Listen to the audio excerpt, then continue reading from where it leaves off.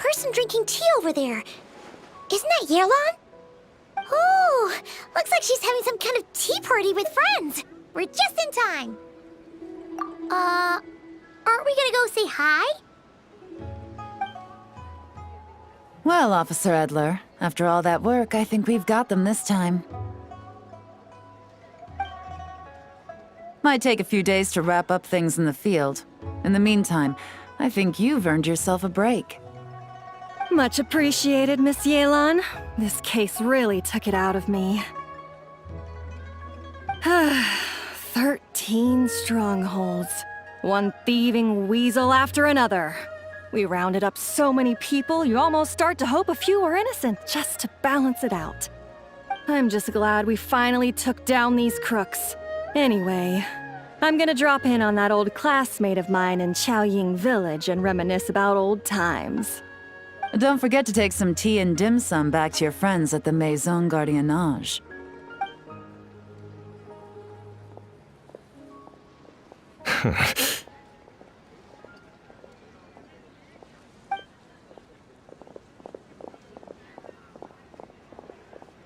Oh, looks like Yelan's friend left. Paimon kinda wanted to meet her. Ah, another pleasant surprise. Traveler, Paimon, take a seat. Excuse me, a pot of your finest Yunlai white tea if you would, and 2 more place settings. Now, judging by that expression, I assume you came over to ask about the 2 spies that were just watching us. Ah! Spies? What spies? There were spies around here just now? Oh, more than that, I'm sure.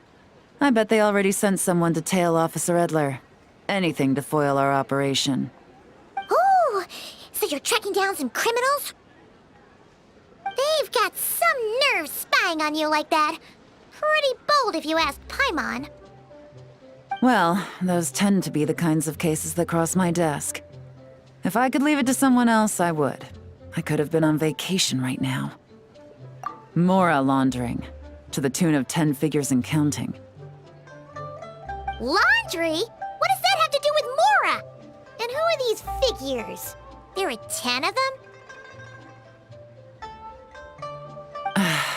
In layman's terms, a certain merchant in Fontaine possesses a large amount of Mora obtained through illicit means. But it's easy to get caught when you're moving that kind of cash. So you cover your tracks, create a front to avoid detection, and what do you know? Your illegal Mora now looks completely legit. And this merchant's front of choice? Fine art and antique auctioneering. He buys goods from all over Tevat, brings them back to Fontaine, and rebrands them as pieces of fine art, driving up their price in the process. Then, when the items go to auction, he buys them up at their inflated price with his own illicit funds. And through this exchange, the proceeds he receives in return are clean. This process allows him to legitimize his illicit wealth. He even launders Mora for other criminals as well, a business which earned him the title the Dark Financier. That's to be expected, I suppose. In Chenyu Vale, you can get your hands on exquisite antiques without breaking the bank. Tea sets, porcelain, jade, statues, all easily marketed as pieces of fine art. Liyue goods being used in illicit underground schemes poses a real threat to our trade standing in the long run. So, instead of getting to enjoy my long-awaited vacation in Fontaine, it's back to work for me. Okay, Paimon thinks she gets it now. It's like moving Mora from one hand to the other. In other words, just disguising where it originally came from. But if you know what this merchant is up to, shouldn't it be pretty easy to catch him? You go to the auction, wait for him to appear, then nab him right as he goes to purchase his expensive piece of Liyue art. Not a bad plan, Paimon. But there are too many loose ends. If you were the mastermind behind this whole scheme, would you really expose yourself as the face of the operation? Oh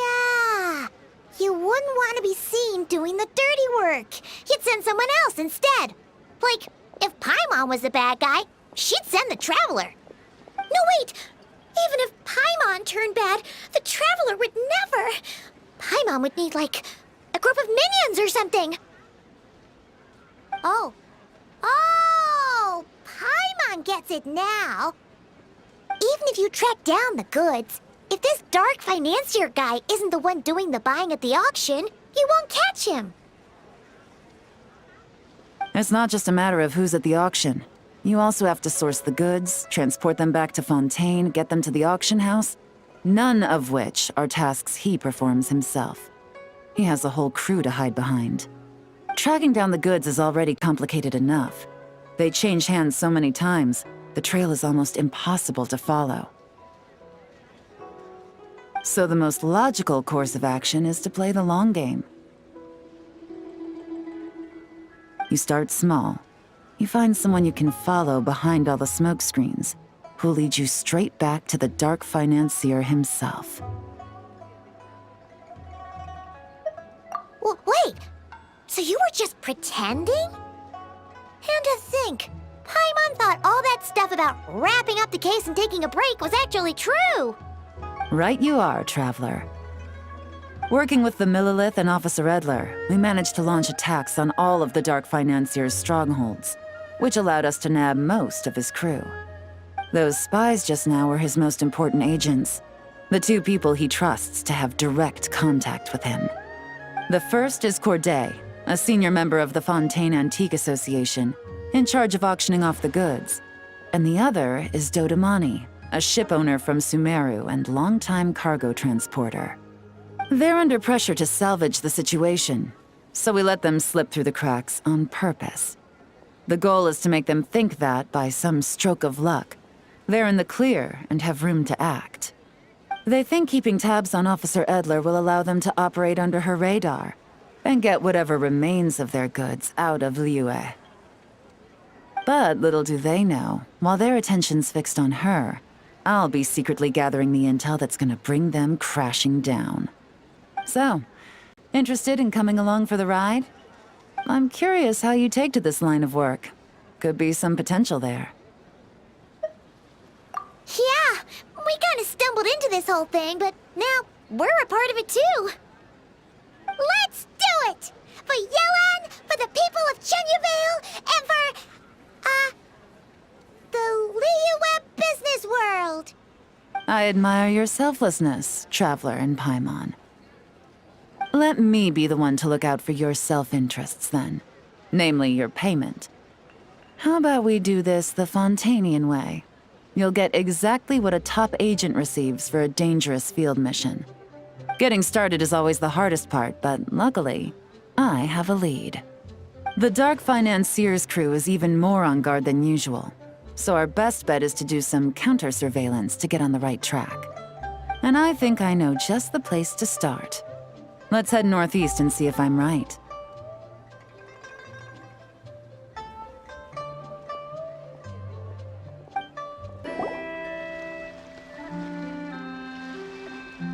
All right, let's start our investigation here.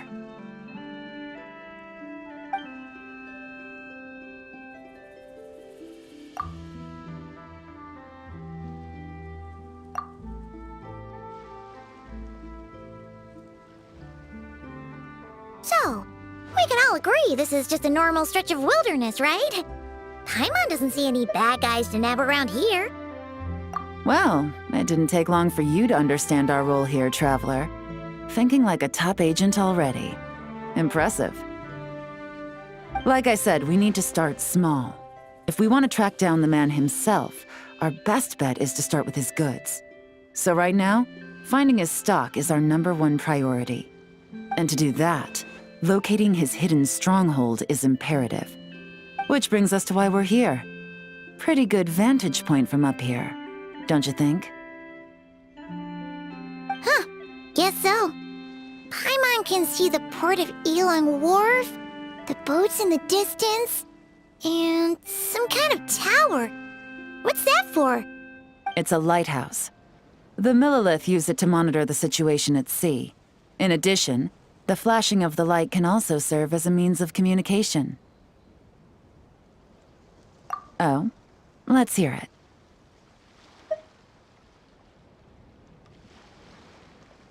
Not too far off at all, Traveler.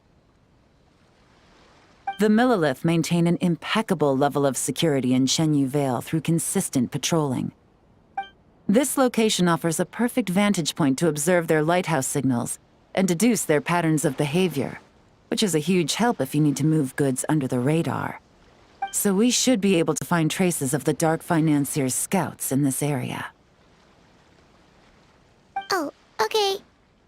Paimon doesn't quite follow, but she'll take your word for it. It's simple.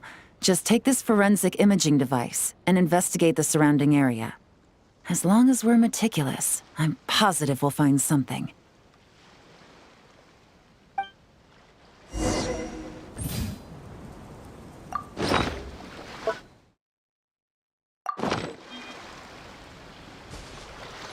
Well, all set? Remember, an eye for detail is key. Clues are often hidden in plain sight.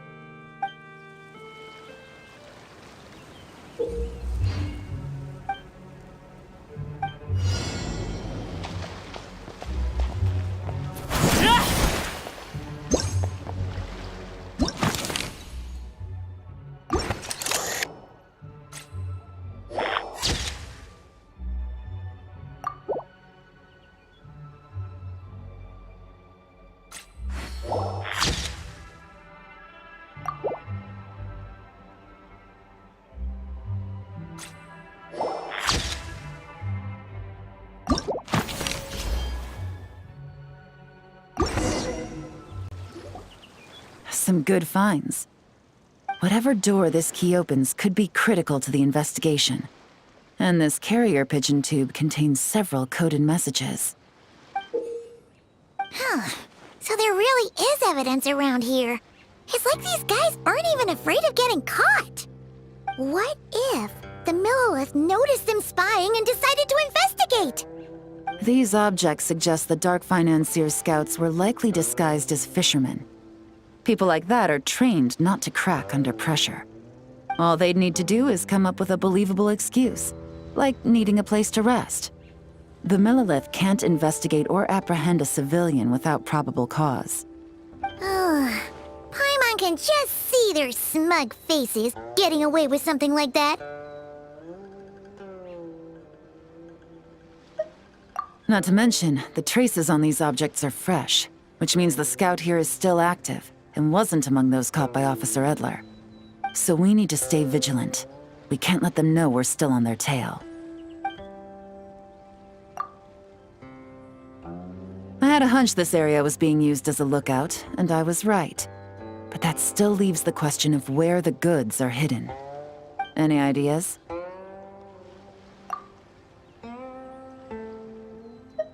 Spot on again, Traveler.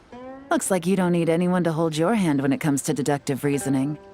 Given a carrier pigeon's speed, the two locations should be close enough to deliver messages quickly.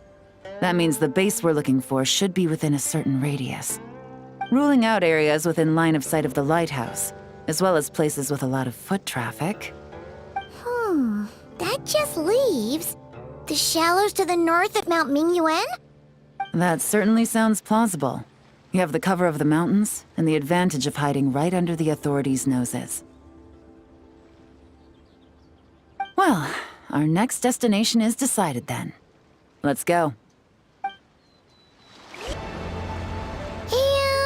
nothing out of the ordinary here, either.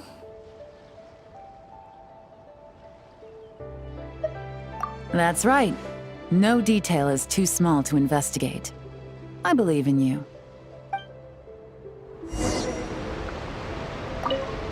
The evidence could be even more well hidden this time. All set? All right. I know you have an eye for detail, so use it to your advantage. You've got this.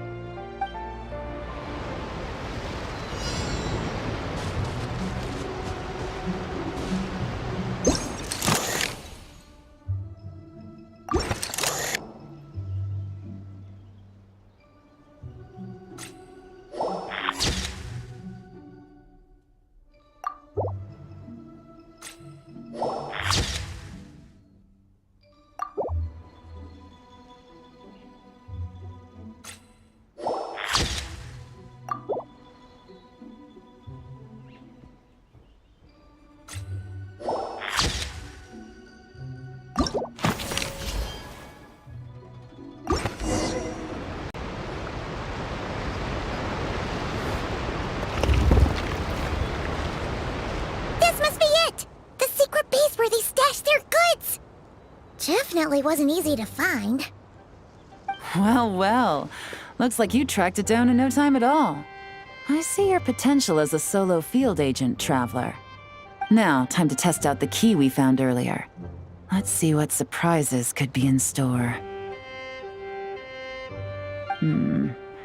This isn't their home turf, so I doubt they had time to set more traps.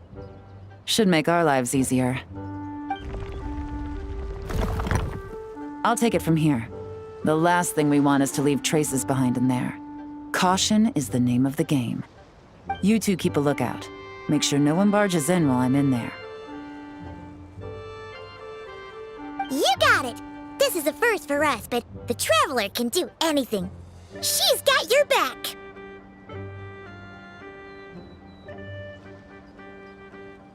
Good point. Yelan doesn't make mistakes like that.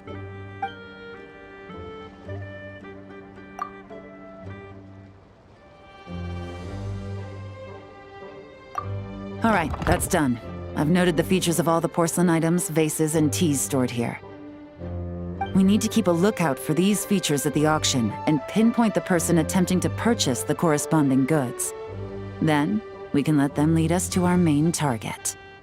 Wow, that was fast! You must do that all the time, huh? Now, we wait. There are countless auctions in Fontaine. We can't possibly monitor them all.